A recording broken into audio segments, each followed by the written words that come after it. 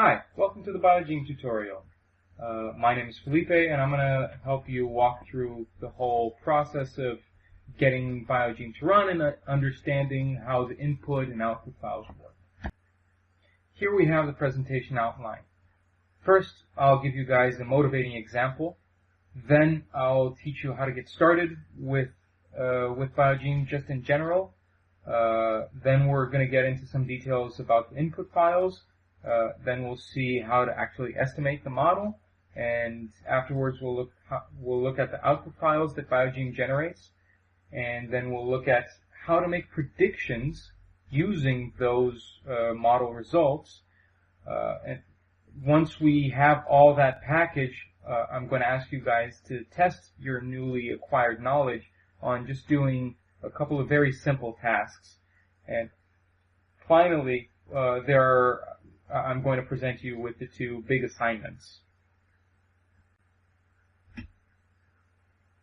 The main motivating example here is mode choice for long distance trip. So imagine you're going to choose a mode of transportation for a long distance trip, and the options that are available to you are either car or air travel.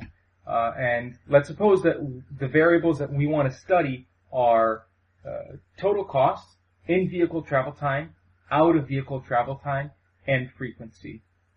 So how do we take this into a mode choice and utility maximization framework? So first of all, let's describe how the utilities of each of these modes would look like. So we would have the utility of car being an alternative specific constant for car, plus this beta cost being the same beta for both cost air and cost car and cost air. A beta for in-vehicle travel time also being the same beta for both of these guys here. Beta for out-of-vehicle travel time affecting the variable out-of-vehicle travel time for car, out-of-vehicle travel time for air, and a beta for frequency affecting both here. But when we look straight up at this model, we can see a few problems just from the get-go. First of all, we can't estimate beta car and beta air at the same time. Remember that when we're dealing with utilities and discrete choice models, we have to take one alternative as our base. So we have to choose one of these alternatives to set to 0. So in this case, I'm choosing beta car to set to 0. I'm using the alternative car as my base alternative. And similarly, another problem that we have is that the car doesn't really have out-of-vehicle travel time, and the car doesn't really have frequency. What do I mean with that? When we're driving the car, there isn't really a time that it takes you to leave the house and get into the car to start the trip. The trip starts immediately. You step out of the house and you step into the car. There is 0 out-of-vehicle travel time. However, if you're going to catch a plane, you have to leave your house, go to the airport, check in, check your bags, go through security. All of that adds into out-of-vehicle travel time. And in-vehicle travel time is the time that you spend, well, inside the vehicle. So if the plane trip is an 8-hour-long trip, those 8 hours inside the plane is what you consider the in-vehicle travel time. The out-of-vehicle travel time are those 2 or 3 extra hours you give yourself in the beginning or end at the end of the trip when you travel by air. So it's pretty clear that when we're talking about car, there is no out-of-vehicle travel time, and there isn't any frequency for the car mode as well. There isn't a car that's going to pass by the front of your house every 4 hours or something like that. But for the plane, for air travel, there might be some sort of frequency variable. We might see a plane leaving every 8 hours or every 16 hours or something like that. So what I'm going to show you now is how we actually fix these utilities and how we present them for Biogeme. So see here that I've taken out the beta for car because I can only calculate one. I have to set one of the alternatives as the base. So what I'm doing here is setting car as the base. And I've removed the out of vehicle travel time and frequency variables for car. So this is how the utilities are going to look like for Biogeme. So this is just going to be our motivating example that's going to push us through most of the work that we're going to do here today. So now let's step back a little bit and let's look at the getting started portion of this. So by now I'm expecting that you've already downloaded and extracted the course materials, and I'm expecting that you have already also installed and opened Biogeme as well. So when you open Biogeme, here, let me select it. You're going to have Biogeme open here, and you should click Next on this first window, and then you're going to select Bison Biogeme, and you're going to select Next. So these are 4 different modules. We're only going to work with the second one. So now, you're on this screen here, and you're going to see that the Biogeme is expecting a model file and a data file. So let's talk about these 2 files. First of all, the data file, it needs to be in plain text. It also needs to be tab delimited, and also very important, Biogeme is case sensitive. So if you have a column that has capital letters or lowercase letters, you will have to pay attention to that because Biogeme does make a difference. It does differentiate between those 2 things. So let's take a look at the data for our example. It's this modedata.dat. It's all going to be in this examples and warm-up folder. So let's open this up in a text editor. I use Sublime Text. I have a picture here of what this looks like, but I'm just going to open it up here so you can take a look. So here you can see we have the variables L-City, income, weekend, FEMSEX, alone, frequency air, frequency rail, frequency car. We have a bunch of variables, and here we have the values of each of these variables. So it's a very simple data file. It's like I said, it's tab delimited, so you have to pay attention to that. And also, the Biogeme is case sensitive, so please pay attention to the names of the columns up here because we're going to make reference to these columns just in a moment. So that's what our data file is going to look like. And now let's take a look at our model file. Now let's open this guy here, mode choice bl.mod. Let's open with Sublime Text. So you're going to see, when you look at this file, it's essentially broken up in a few pieces. There are these sections. There's a model description section, a choice section, a beta section, utilities. We're going to talk about all of these. So essentially, let's go through the main ones in order.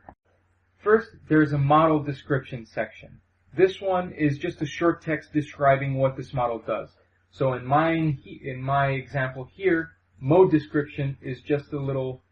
It has this little sentence in quotation marks, just says simple binary logit choice model. Because what I'm doing here is creating a choice model, which is a binary logit. Choice, the choice section, determines what variable in the data set is showing me what choice each person made, or each observation made.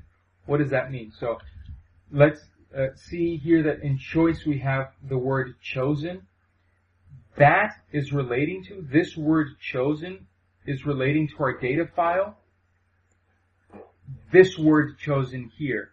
So this word chosen is actually talking about this last column in the data file.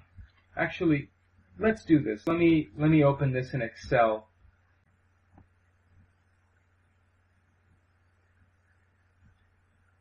Okay, now I have the data. I copied the data into Excel just so it'll be aligned in columns, and we can look at the data a little bit more in a bit more organized fashion. So see how I have here a variable called chosen. And I have numbers 1, 2, and 3. So here's 3, here's 2, here's 1. So this variable chosen is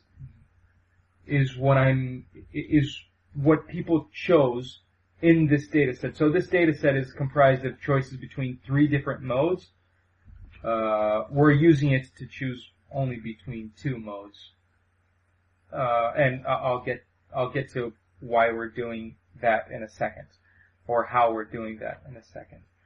But essentially what we're doing is this choice section determines what variable the model is going to look at in the data set to see, oh, this person chose this other person chose this other alternative.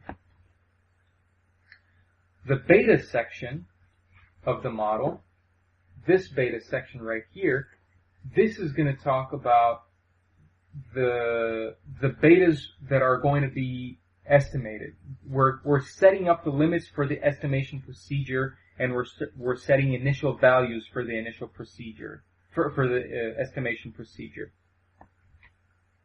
So here we have a lower bound for our variables. We have an upper bound for our variables, and we have a status for our variables as well. Actually, let me line these up.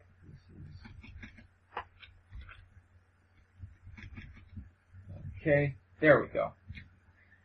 So here we have the name of the variable, their initial values, the lower bound, an upper bound, and a status.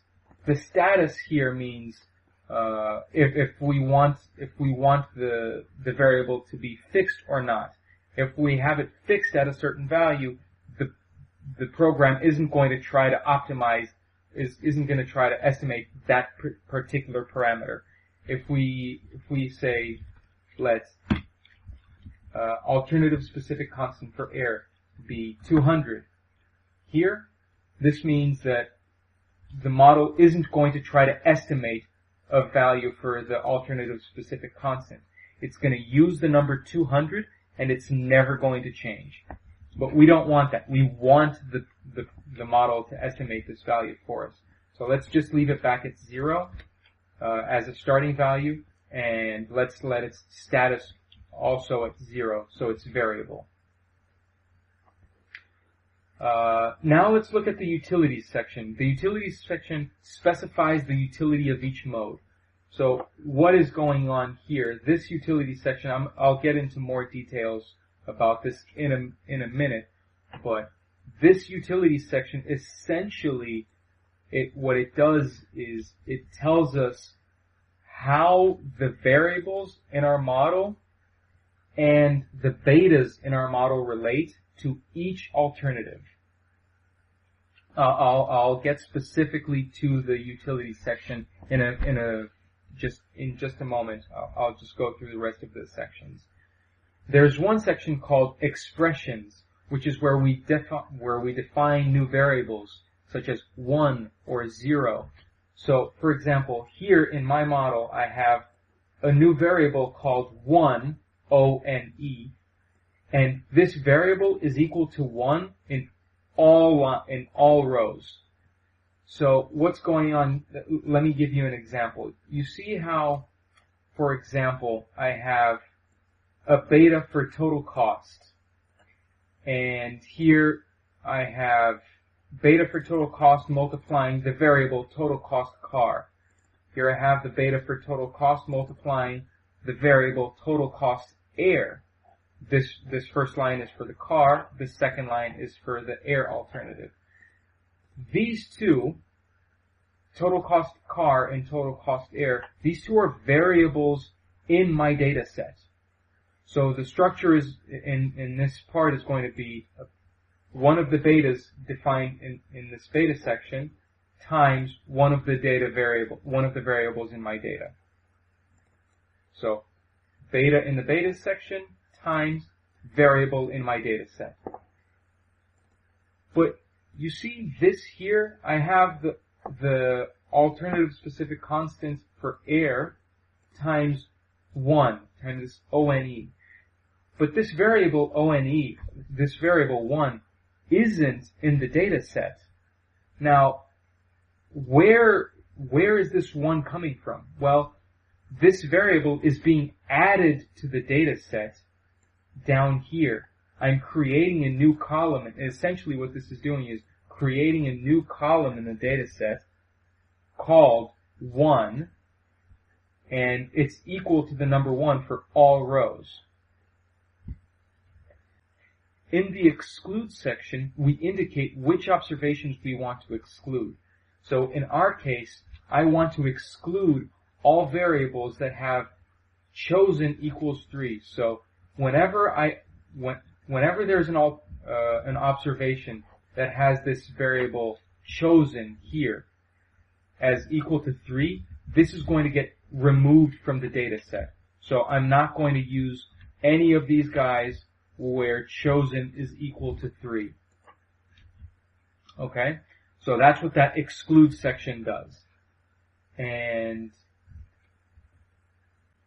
the model section is where we determine what type of model we're going to use.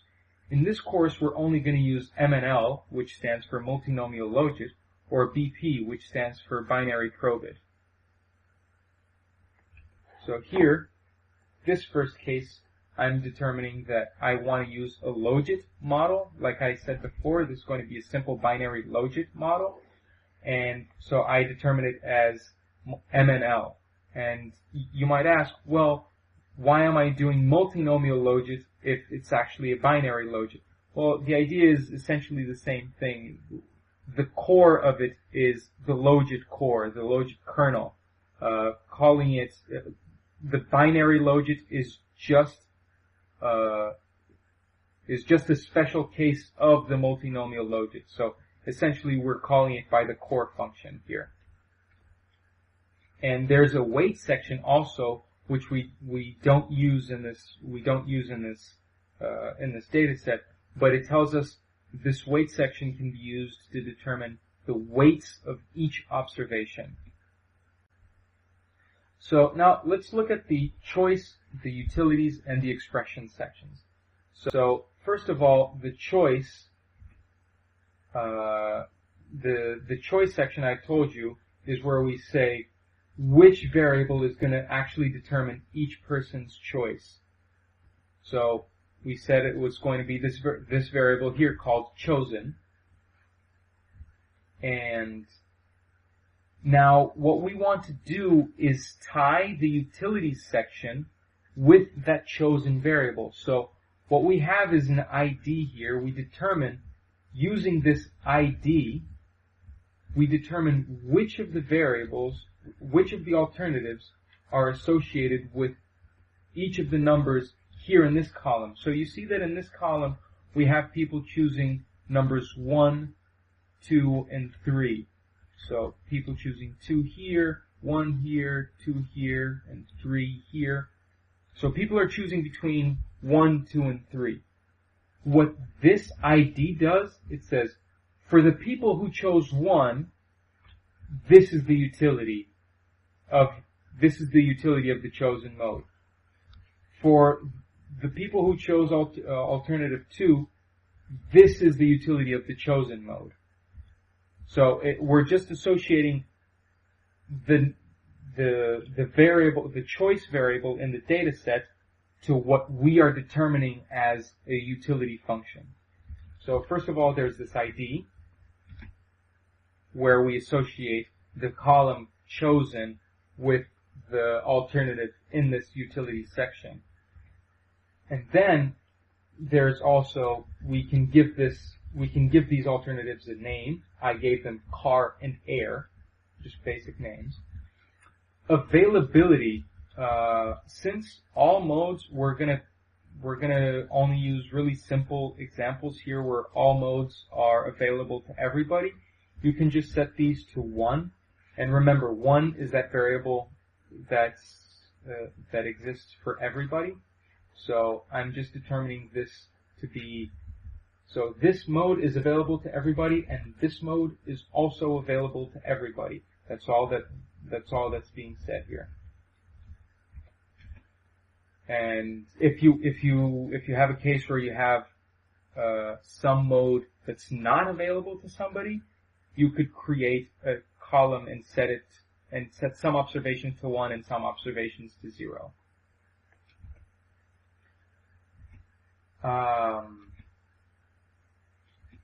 Now the utilities. Here we have the actual definition of the utilities in this section, in this utilities section. This is where the meat of the modeling actually goes into. This is where we're gonna, squeeze our brain juices and try to figure out what is the best way to represent each alternative's utilities. So remember that just a few slides ago, we were talking about the utility of car and the utility of air, and I can't have an alternative specific constant for car at the same time as I have one for air, so I choose car as the base, and there is no out-of-vehicle travel time for car, and there is no frequency for car either. So we have these two utility functions down here. What I'm going to do now is just write this out, but in a bit more of a textual language. Instead of using math symbols here like theta, times, whatever, I'm going to use just text here. How does this section work? So essentially what we do is we're going to write the utility like we specified here. We're just going to write that out, and we have kind of an order to write this in.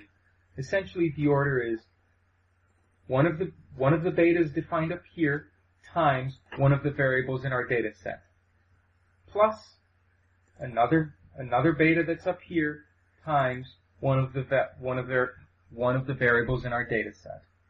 That's all that we're going to do. So you see that I have here for the alternative number 1, which is car, I have beta cost times cost car plus beta in-vehicle travel time times in-vehicle travel time car, which is exactly what we defined down here. And when we look at the air mode, we have alternative specific constant for air here times 1. Why did I do that? The idea is that for all variables in the model that have to be estimated, it has to be in this format of beta times a variable in your data set. So just to fill in that gap, you need to write variables that aren't multiplying anything, like this guy, this beta air that isn't multiplying anything. You have to write times 1. And remember, 1 being that new variable we created. So have alternative specific constant for air times 1 plus beta cost, like down here, times cost air plus beta in-vehicle travel time times in-vehicle travel time for air plus beta out-of-vehicle travel time, down here, times out-of-vehicle travel time for air, plus there's also another portion here which is beta frequency times frequency for air. It just got cut off from the slide. It was too big. So, like I said earlier, in the exclude section, we're going to tell the model to ignore any observations where the variable chosen is equal to 3. So the interesting thing in here is that you don't have to create a copy of the data set with these observations deleted manually. What this command is doing is it's reading the data set into memory, and it's automatically deleting the rows that are needed, and and it does all the estimation and it does all the data processing, already considering the observations that needed to be deleted, but you still have your full original data set. And like I said, finally, we tell the software that we want to use a multinomial logit kernel. This works for both binary logit and multinomial logit models. And if we want to use a binary probit model, we should set this part to BP. And just a disclaimer, Biogeme does not have support for multinomial probit models. For those, you have to get into other pieces of software, and there are other tools that allow you to do that. But we're not going to cover that in this course right now. So, okay, now we know how our model file works. We know how our data looks like. So let's get these two into Biogeme. So let's model specification mode choice bl.mod, and the data, where is mode data.dat. Let's click apply, and it's running. Okay, you can close this window here, and what you want to see is this convergence reached. This is what you really want to see. This tells you that everything ran fine and the model was able to be estimated. Everything worked perfectly. This is, if you got this, you're like 90% good already.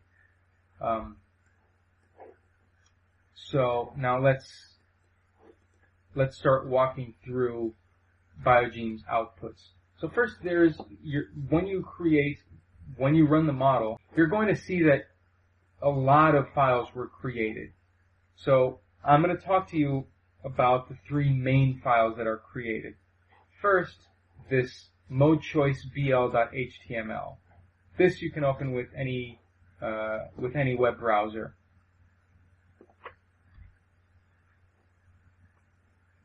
So this is what the HTML file looks like. It's telling us what kernel we used. We used a logit, how many parameters were estimated, what time the model was run,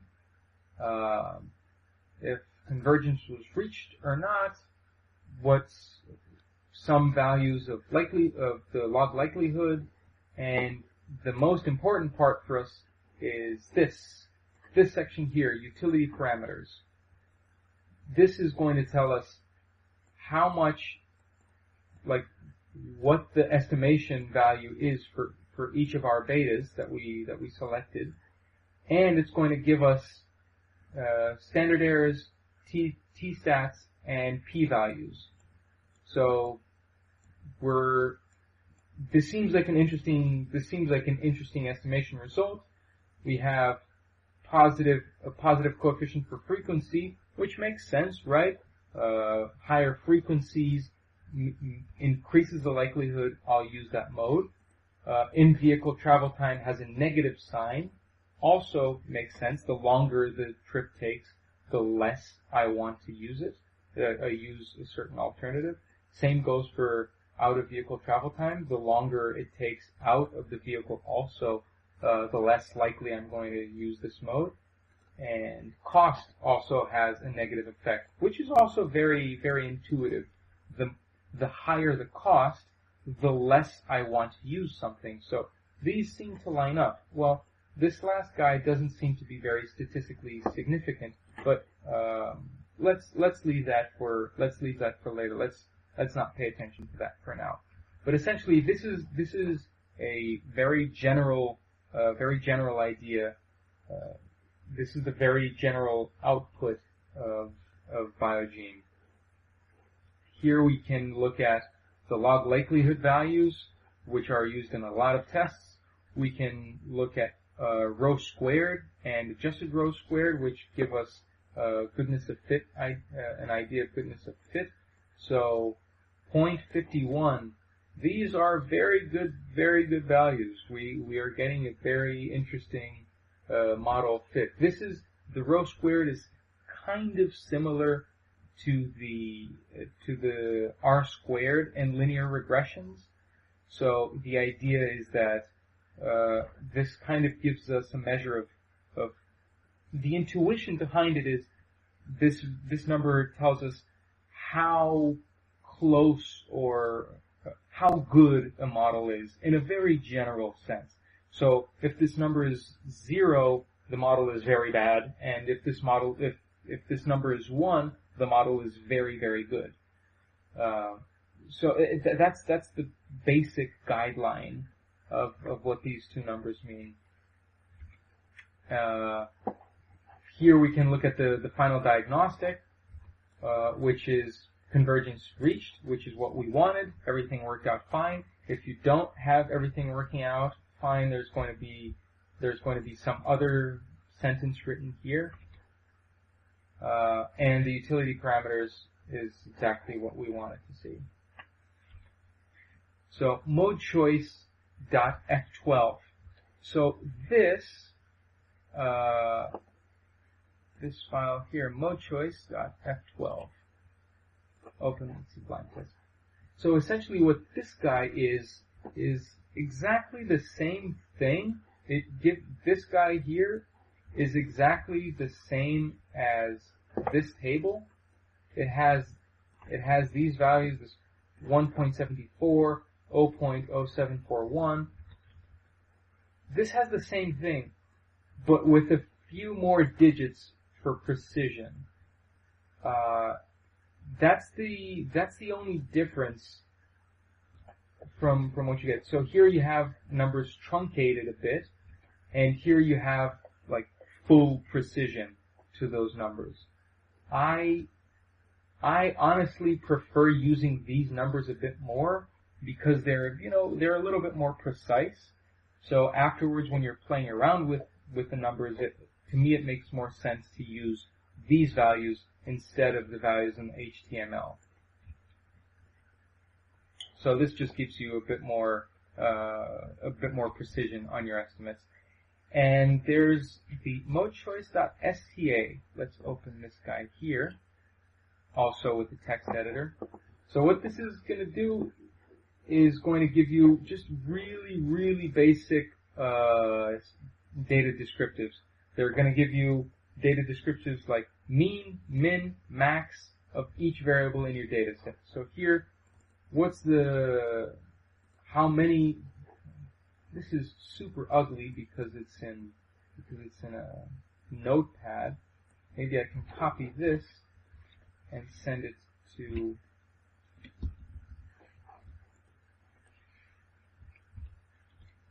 Okay, now that's a little bit better.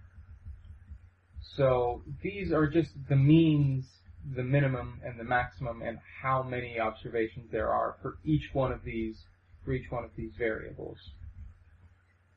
It's really simple stuff. I wouldn't use, this is really ugly. Having to copy it to Excel, whatever. It's a bit of a pain. So if you're going to do data analysis on the raw data, I would not use this file. Just use whatever tool you like to use, like R or SPSS or Stata or whatever else, to actually dive into the data and describe the data. But if you just want a really quick fix, and this is already there. This is automatically generated. So in the HTML file, you're going to have these four pieces: no log likelihood, constant log likelihood, initial log likelihood, and final log likelihood. They're slightly similar, but I'm just going to give you a few ideas of what's actually going on. The no log likelihood is the log likelihood when all variables are set to 0. The constant log likelihood is what would be the likelihood if the model only had constants. The initial log likelihood is the likelihood when using initial values set in the beta section. Remember in our beta section, we defined this value here. These are the starting values. I happened to set them all to 0. That's why this initial log likelihood and null log likelihood are exactly the same, because my initial log likelihood happened to have all zeros in them. And final log likelihood is what the likelihood looks like when the model has reached convergence. When we use these values here, what is the log likelihood? This is the log likelihood. Also, likelihood ratio test, super important. It gives us an idea of how different from the model with just the constants, how different this model here is from the model with just the constants. So, now we've talked about, we already know how to use Biogeme, we already know its inputs, we already know how to click around and get the model to estimate, and we already know how to look at the results from a model run. Now we have a bit of a trickier task. Imagine you already estimated the model and someone asks you, well, what if I want to predict the probabilities of someone choosing air or car, and I'll give you new values for the variables, not for the betas. You're going to use the same betas from estimation, but imagine that I feed you new values for the cost and new values for the in-vehicle travel time. How would you use those betas that we saw in the estimation part? How do we get a prediction? So first of all, let's go back to our utility, our basic utilities. We have the utility for car and the utility for air. These are the two formulas that we created. Now, after estimating the model, we know how much these betas are worth. We know that beta for cost is 0.00013. We know that the beta air is minus 1.74. We know all of these values, so we just substitute them. And from the slide that I just told you, we know the person who wants us to make the prediction, they're telling us, oh, I want the cost for car to be 70, and I want the cost for air to be 160, and I want the frequency for air to be 26. So they're giving us all of these numbers. So what we do is we just plug them in. So in the end, we're going to have that the utility for car is minus 4.63, and the utility for air equals minus 4.71. Now, the trick is, how do we get these two utilities to translate into probabilities? Predicting probabilities is going to be different for logit models and for probit models. So first let's talk about the logit model. For the logit model, what we want to do is we want to take E, Euler's constant, e to the power of this variable here, utility of car. So the probability of car is e to the power of utility of car divided by e to the power of utility of car plus e to the power of utility of air. So you just plug in the numbers that we have in here. So e to the power of minus 4.63 divided by e to the power of minus 4.63 plus e to the power of minus 4.71. You just compute all of this, and this is 0.52. This is your probability. This is exactly your probability. This is going to be 52%, approximately 52%. Probability for air is just going to be the other way around.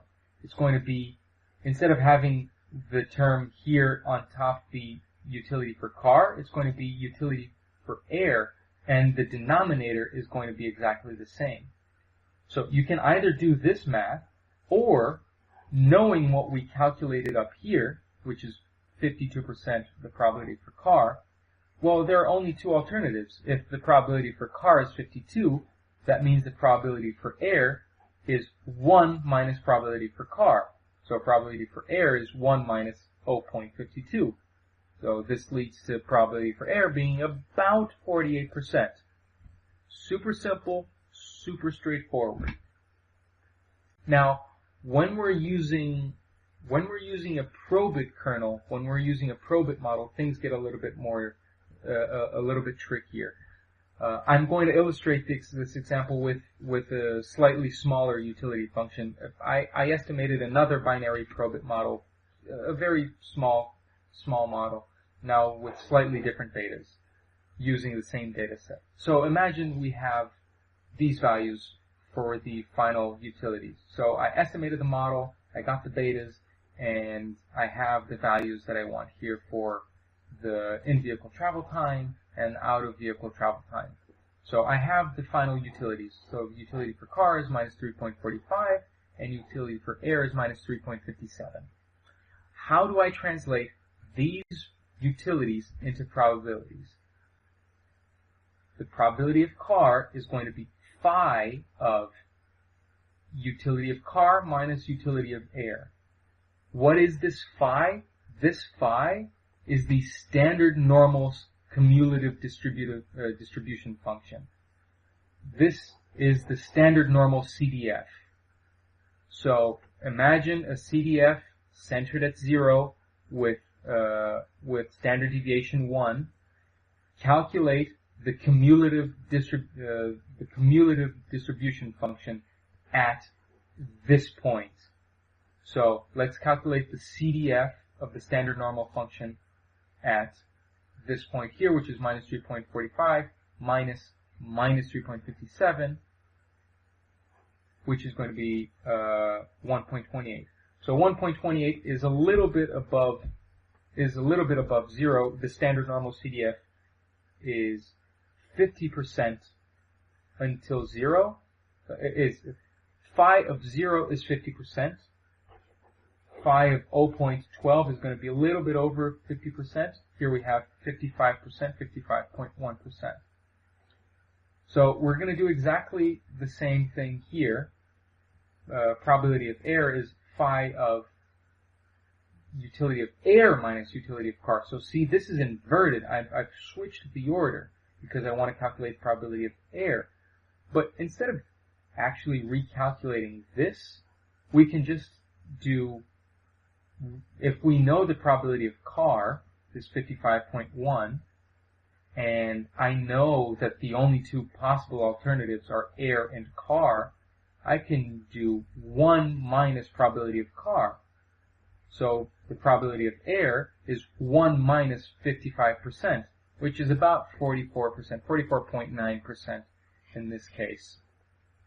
So if you want to calculate the standard normal CDF, you can do this in Excel or in R. I've copied the commands for how to do this in R and in Excel, so you can copy these and play around with that in whatever software you like. So now let's make a small change to our motivating example. Let's say I add rail to the mix. The variables impacting choice are exactly the same: cost, in-vehicle travel time, out-of-vehicle travel time, and frequency. But now I have a new mode of choice. I have a new mode, rail. So the utility for Biogeme are going to be like this.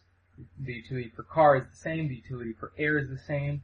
And the utility for rail, now I add this guy here. I add beta rail, beta cost times cost rail, beta IVTT times IVTT rail, plus beta OVTT times OVTT rail. So rail obviously does have an out-of-vehicle travel time, and rail does also have a frequency variable. So I have to add both of these guys to my model. Here, let's open the actual model file. So I've added the alternative specific constant for rail, and down here, most importantly, I've added this new line with ID 3, which represents people who chose rail. And this is how their utility is formed. The rest of the model is just the same. And notice that I've deleted that part of the code. that had exclude chosen equals 3. Now I don't want to exclude those people. Now I don't want to exclude observations where chosen equals 3. Now I want to have everyone be part of my estimation process. All observations are going to be part of the estimation. Now, I've just given you a whole lot of information, and you have a few data files, and you have model files and stuff like that. I want you to do 3 tasks. First, I want you to create a binary logit model where people have to choose between car and air modes, but only using the constant. So no beta IVTT, no beta total cost, none of that. Only alternative specific constants. Then the second task, task B, is creating a binary probit model. A binary probit model, not a logit model, a probit model that also is between car and air and uses only the constants. I don't add the cost variables, don't add frequency variables, just the constants. And finally, I want you to estimate a multinomial logit model between car, air, and rail using IVTT, OVTT, total cost, and FEMSEX. And pay attention. There's a little trick here. So FEMSEX is a variable associated with the decision maker, not the alternative itself.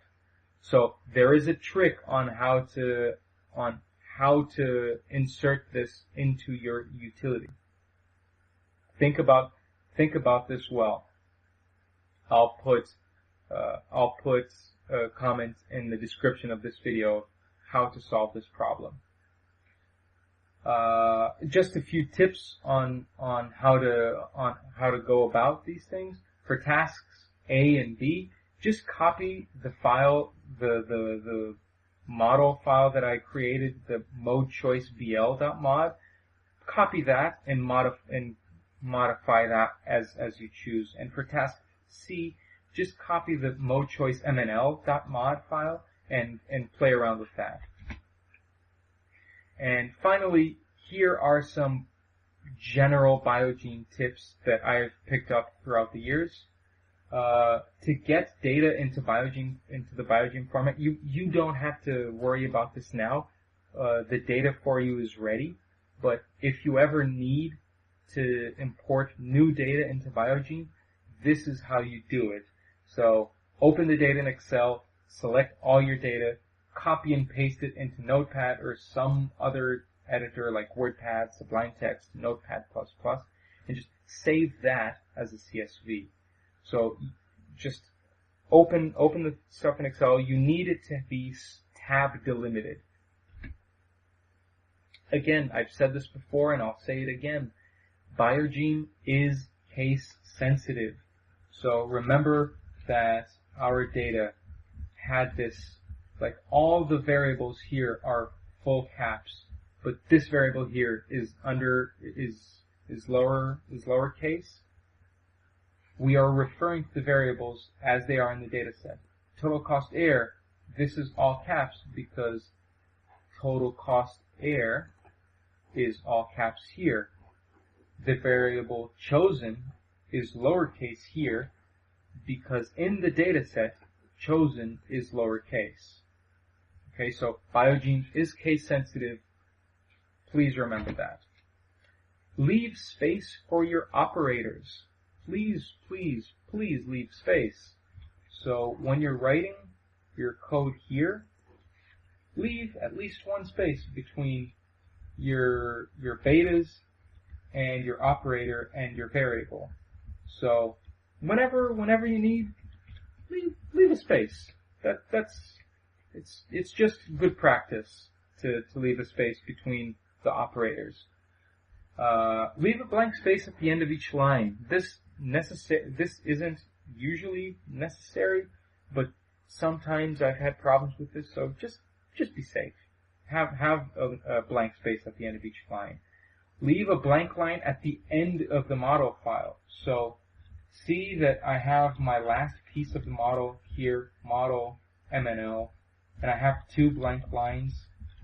Just have that as a buffer. Just be sure you're not closing the file with the last line being that MNL. You need a blank line.